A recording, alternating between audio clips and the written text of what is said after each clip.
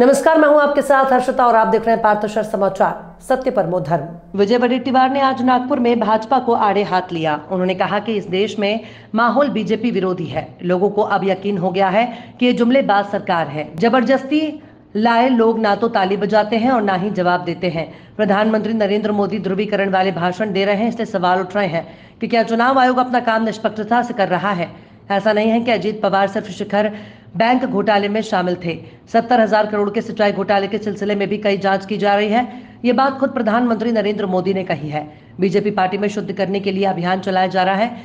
ईटीसीबी के नाम पर डराना धमकाना बीजेपी का धंधा बन गया है। बच्चों कड्डू पर उन्होंने कहा कि क्या कानून का राज है। चुनाव में सत्ता पक्ष और विपक्ष बराबर होते हैं। सबसे पहले मांगी गई अनुमति को बदलने का अधिकार है। ये तानाशाही है। आगे उन्होंने कहा कि पेट्रोल, डीजल, दाल, चीनी, गेहूं के दाम कम नहीं हुए।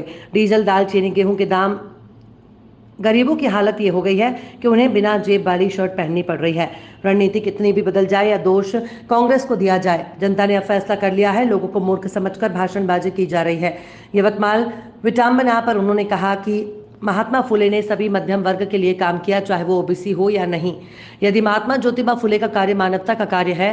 पार्थ पवार की सुरक्षा पर मजे लेते हुए वडेट्टीवार ने कहा कि इस देश में अगर कोई सबसे लोकप्रिय आदमी है तो वो है पार्थ पवार।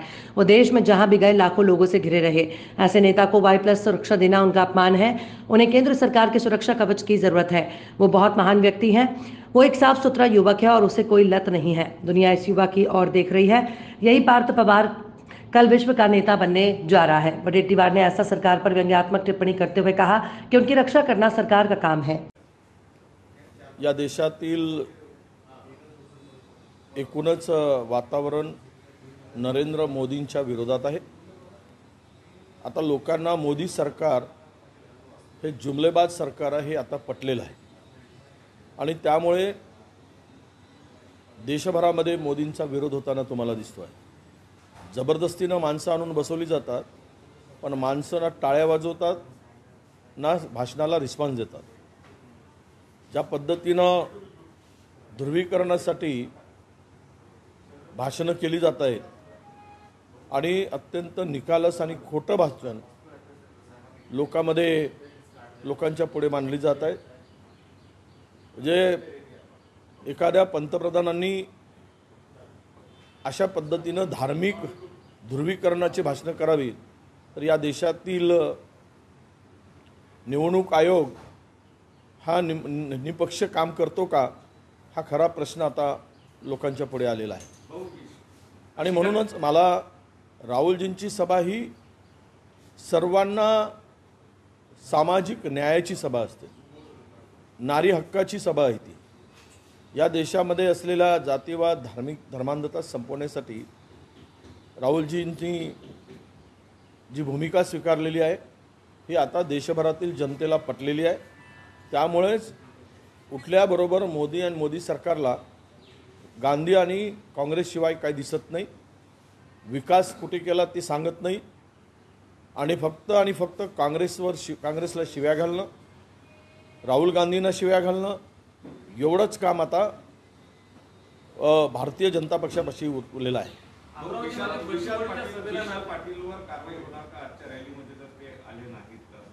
नाही, मला माहित नाही। मी प्रदेशाध्यक्षांशी चर्चा करून यावर बोलेल। अजितदादांना क्लीन चिट मिळाली होती, आता त्याचा क्लोजर रिपोर्ट सुद्धा ओबीसी असेल किंवा मध्यम सगळ्यांसाठी एक देव म्हणूनच त्यांनी काम केलं आहे। शिक्षणाची दारं उघडी केली।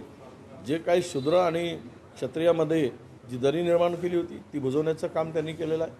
आणि विशेष म्हणजे महात्मा ज्योतिबा फुलेंचं कार्य हे मानवतेचं कार्य होतं। ज्या समाजाला माणूस म्हणून ओळखत नव्हते त्या समाजाला माणुसकीची ओळख देणारं कार्य कुणाचं असेल तर महात्मा ज्योतिराव फुलेंचं होतं। तो खरं तर बहुजनांचा, ओबीसीचा, SC ST यांचा देवच आहे असं मी मानतो। बाबासाहेब आंबेडकर असू देत किंवा महात्मा ज्योतिबा फुले असू देत, यांच्या पुतळ्यांची विडंबना करणं म्हणजेच स्वतःच्या बापाच्या अंगावर शाई टाकणं हा प्रकार आहे आणि तो प्रकार करणारा हा नालायक माणूस आहे। त्याचा निषेध आम्ही करण्यासाठीच ते ट्विट केलं। नाही, त्याला सेंट्रल गव्हर्नमेंटची सुरक्षा देण्याची आवश्यकता होती। त्याला खूप थ्रेट आहेत आणि तो फार मोठा म्हणजे या देशातील सगळ्यात लोकप्रिय व्यक्ती कोण असेल तर तो पार्थ पवार आहे. अजिबात बिलकुल म्हणजे त्याला तो देशामध्ये कुठेही गेला की लाखोची भीड त्याच्या भोवताली येते. अशा नेत्याला Y+ देणं त्याचा अपमान आहे. त्याला सेंट्रल गव्हर्नमेंटची सुरक्षा कवच द्यायला पाहिजे होता. एवढा मोठा महान व्यक्ती आहे तो. त्याला म्हणजे असं म्हणेल की एकदम निष्कलंक, निष्पृह, कुठलाही शौक पाणी कसाही नसलेला असा हा तरुण आहे. त्या तरुणाच्याकडे देश आशेनं बघताय, देश नाही जग बघताय की हा पार्थ पवार उद्या जगाचा नेता होईल, तर त्याची सुरक्षा करणं हे सरकारचं काम आहे. तेजस्वी यादवने एका सभेत असं म्हणले की याला पाडण्यासाठी, पप्पू यादवला पाडण्यासाठी इंडियाला किंवा इंडिया आघाडीला कुणालाही मतदान करा, मात्र त्याला पाडा. तेजस्वी यादवनं असं केलं. नाही, मी नाही ऐकलंय, त्याबद्दल मी बोलणार.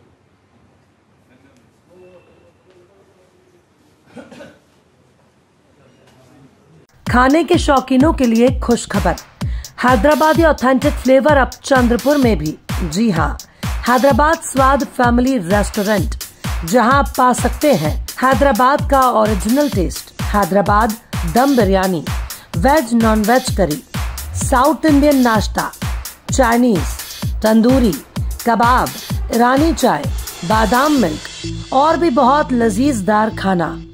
इंडोर और आउटडोर में फैमिली के साथ बैठने की उत्तम व्यवस्था और सर्वोत्तम सर्विस, वो भी एकदम किफायती दामों में. हमारे यहाँ पार्सल और पार्टी के भी ऑर्डर लिए जाते हैं. एक बार अपने मित्र और परिवार के साथ अवश्य पधारें, आप दोबारा जरूर आएंगे, ये हमारी guarantee. Hyderabad Swad family restaurant, authentic Hyderabadi flavour, near Croma showroom, Nagpur road, Chandrapur. Mobile number 9327461199, 7207556199.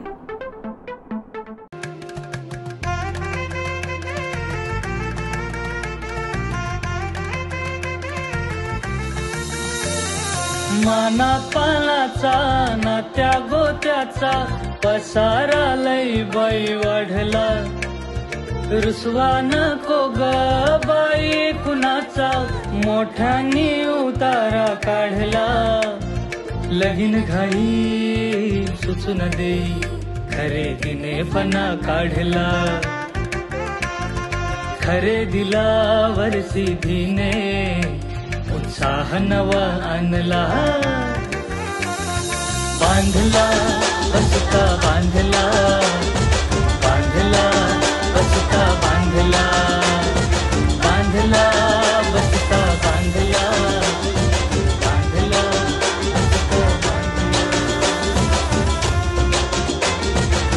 कमी किमतीत आणि क्वालिटी सोबत, बरं का? आहे तर शक्य